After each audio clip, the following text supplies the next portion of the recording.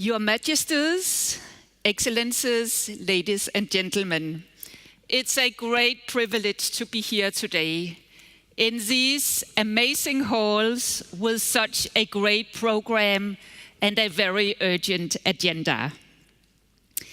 It is no secret that across the world we are seeing some very troubling shifts, and how we deal with them will have great bearing on our future.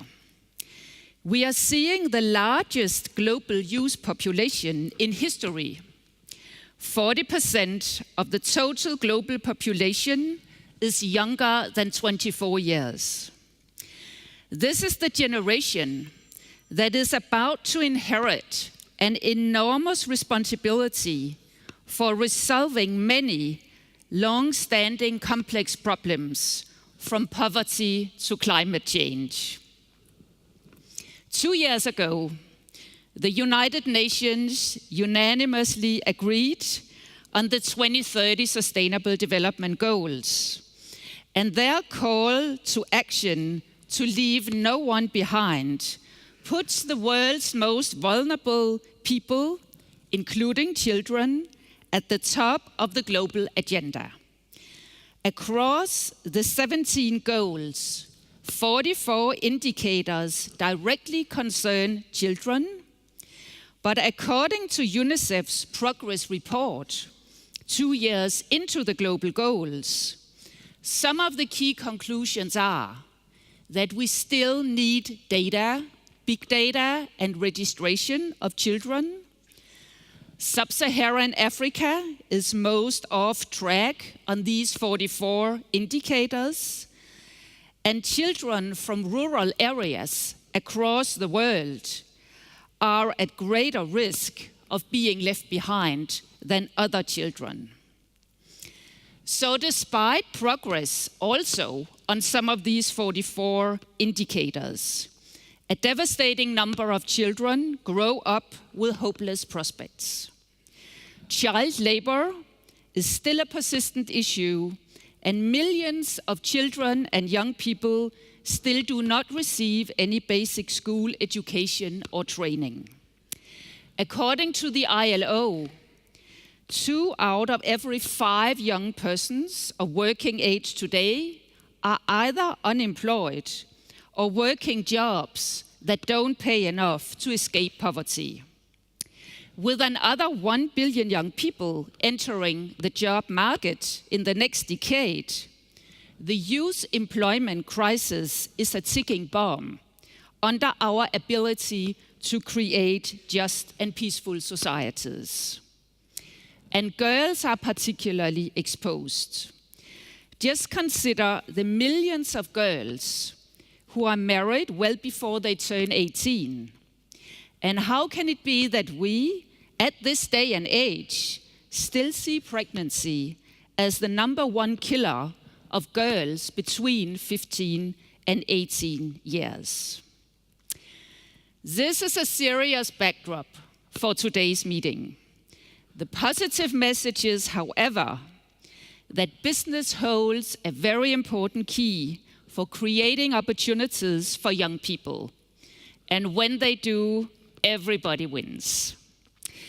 The UN Global Compact, together with UNICEF and Save the Children, have developed the Children's Rights and Business Principles, 10 excellent principles to guide companies. And they guide in a full range of actions that companies can take in the workplace, in the marketplace, and in the community. There are myriads of ways in which business can respect and support children's lives in collaboration with industry groups, civil society, and governments.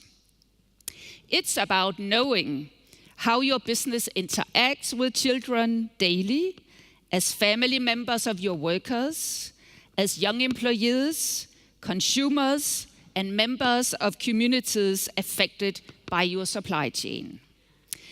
The principles are relevant for all businesses, no matter industry, no matter size, no matter geography.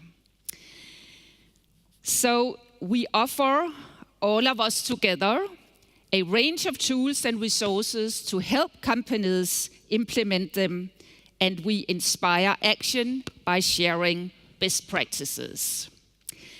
For example, one of our companies appointed child rights champions in each business function to help advance children's rights across the entire organization.